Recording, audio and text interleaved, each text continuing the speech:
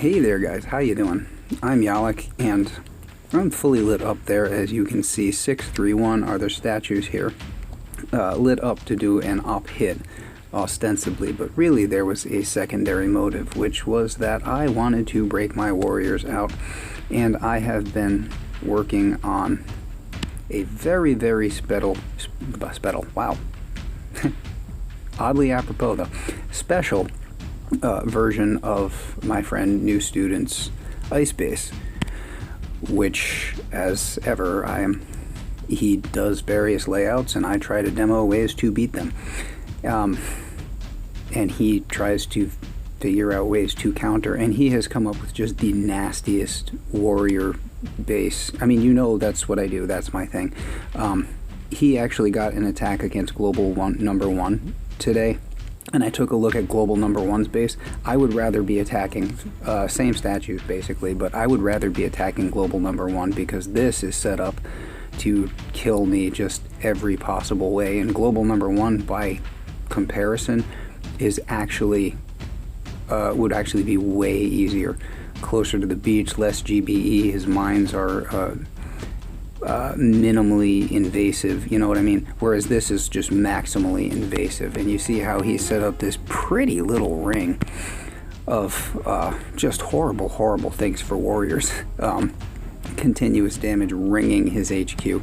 This is the same base layout that I showed a video for the other day, where I just could not beat it with warriors, and that would still be so, except we do have the GBE Tribe. That's the only thing that actually allows me to pull off this hit, given how far back his base is set and so on, the GBE required. It took a long time for me to find a formula to beat this with warriors, but this is, you see the 3 boom cannons back here? Yeah, this is the one that I beat first time out cold with tanks. Because it's not really designed for that, it's designed to stop me. So I've been banging my head against this layout for days, probably much to New Student's satisfaction, because this is a hell of a base, and it's really hard for me, especially because he has made his mines, you know, normally these mines would be sort of clumped together in, like you see these little rows of 2 and 3 all through this area of the base, and there would be less along the sides, but of course he knows I'm going for the sides because I'm going for the shields with warriors, so he has made sure to mine that heavily. And also he has made great use on both sides of his base of 5x5 buildings just under the shield generator over here. I just never even go that direction because my warriors almost always pop out of smoke around the edge of this sawmill, unless I give it a devoted smoke, which means there's an extra smoke somewhere in the attack, and that's very expensive by the time you get to one of the end of these attacks, where you smoke up here, and then you smoke over to here, and then you smoke back here to the HQ. That's a lot of smoke, so one more smoke is a big problem. This 5x5 does not create that same effect, but it does, on the other hand, get in my way. So, like, ideally, if I flash kill this shield generator, I would love just to be able to flare right back to this mortar as like a stopping point for my warriors, but I can't do that because of this iron mine. Bullet will be standing down below the shield generator, probably. Hey, good job, guys. Anyway, probably right about where this boom mine is, and if I flare the mortar, Bullet is going this way. He's going around the lower side of the iron mine, closer to the beach, and that becomes a whole problem in and of itself. The warriors go this way, Bullet goes that way, Bullet gets hit by the shock launchers and things. It's messy. So these 5x5s are a problem. All of these mines are a problem. This shock mine right here and this one right here are huge problems, and I have just discovered that I have to remove them. This one can remain. This is not a problem at all. And the difference between them, when I'm passing this shock mine here, it's on my way from this mortar, because I'm always going this direction because we hate this sawmill, right? So I'm going to be coming first this direction and then heading toward the left side of the base, and I'm going to pass along this mortar and make a path to the shield generator. That's a straight line, so this shock mine doesn't really bother me because my warriors just pause a little bit under smoke. And that's the end of it. They just catch up with each other down the line. These two, on the other hand, these are at turning points.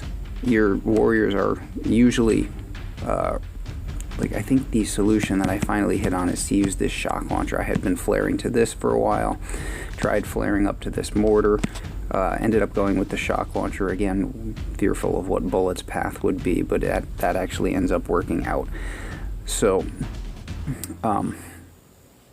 You're coming sort of around a corner here as it happens, and this shock mine just always seems to mess things up because I'm trying to get my warriors. It's not quite a straight line from here up to here and then back down over to there. They're sort of like flowing up and down from side to side. I'm not quite sure how to describe that, but anyway, what happens is the shock mine grabs a few warriors and then they just end up running out of smoke because they don't follow the same paths that the body of warriors, the group of warriors, was expected to take. Same thing here. I'm turning a corner, and it just seems to mess everything up. So absolutely has to go. Absolutely has to go. And also, there's just a ton of mines here, so we really do need some kind of clearance. I had tried the single generator approach, flash kill this one, and then get to the HQ. It was getting me close, very close. Tried different variants on that with the GBE Tribe. Again, the only thing that makes this possible is the GBE Tribe. I did have enough GBE for 2 shocks. So one on this cluster of stuff, one on this cluster of stuff, and barding out this machine gun. But still just wasn't quite getting close enough, wasn't winning. Decided that my best approach was the cross map pattern, just using all of the smoke, as little GBE for everything else as possible and as much GBE for smoke, and try to get to the HQ with the GBE to be able to do something. Like, I keep getting to the HQ with the GBE for 1 shock and I need more, and 2 taunts, or not, sorry, 1 taunt and no medkits. Just wasn't working out, just getting lit up time after time after time. So tonight I just started random things. I started looking for new paths through this base, and that ended up being the difference. After probably 100 fails, this is like day 3 of fails working on this base, which again was just specifically designed for me. I finally found a formula that works, and I did it once, and then just to be sure, I went and did it again, and it got slightly better. But by slightly better, I want you to watch, and again, remember the GBE Tribe. So this is just strictly not possible without the GBE Tribe, so there is that. That's like a crutch, but it at least gives us a path to beat this. But look how thin the tolerances are on these 2 attacks, both wins. Okay.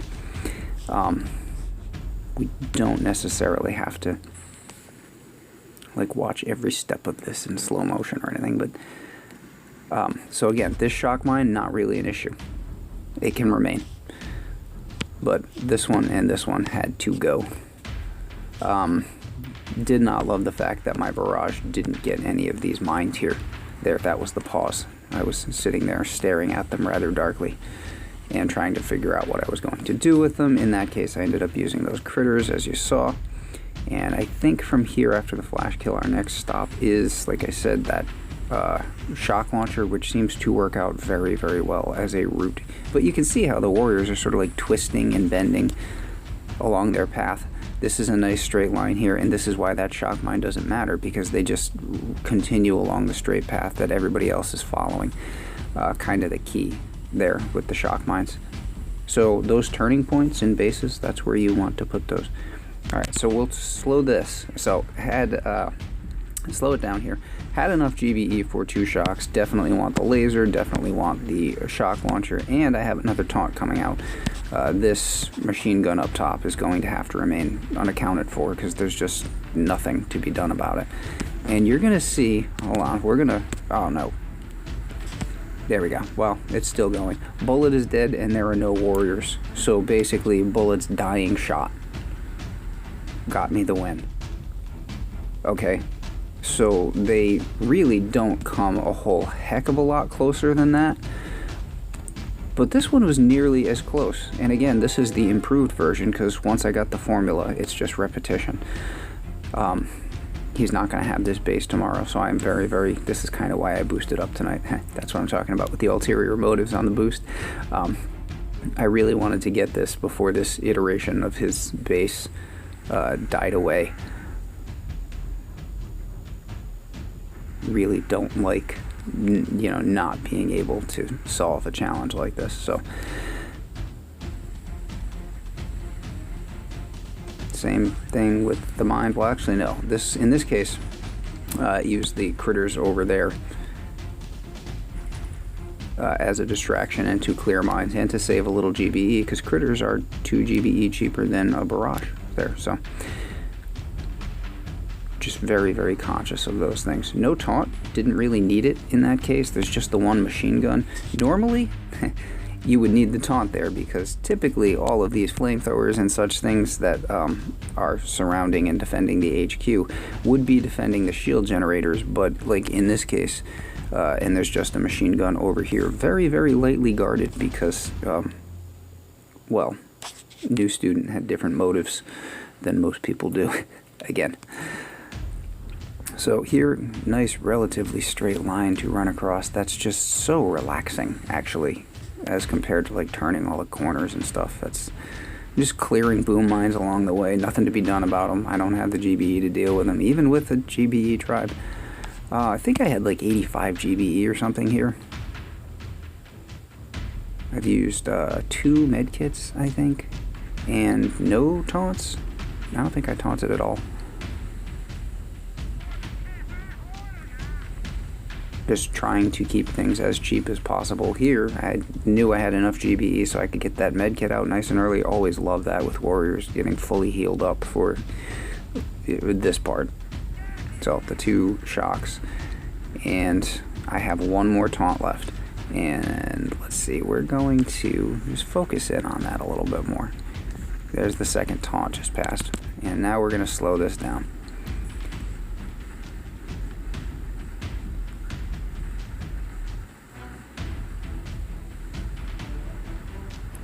There were 2 warriors alive, but actually the laser beam killed the other one. So we end up with bullet and 1 warrior left standing there. And that was clean, man. That's about as clean as I could get that hit. So tight. Zero tolerance for like error, mistakes, whatever. Just sorry, related to an op note. Anyway, yeah, I have a bunch of time left on this boost, and I'm actually going to shut this off here in a second and go hit that about probably 15 more times before bed, just for the practice in doing it. But again, strictly, always appreciate new student doing this. It's a lot of fun for me. His new iteration is up to 1500 today, which is interesting given the tribe cycles. He was actually down last week, and now with these ridiculous op tribes, he's rising. He also changed his statue, so I think he's raiding right now. No, maybe not, because he's not boosted. Went down to 5 ice, so probably looking at hitting that pretty soon, and that'll require finding a completely new method.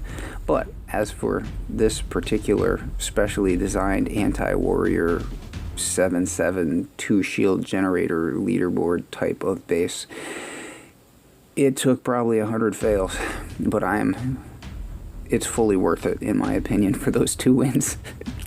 With 1 warrior and bullet standing alive in exactly 1 of the 2 wins, but I'll take it anyway. As ever, I enjoy myself with this stuff. I hope you enjoy it too. If you do, like, thumbs up, subscribe, that always helps, and I'll catch you later. Take care.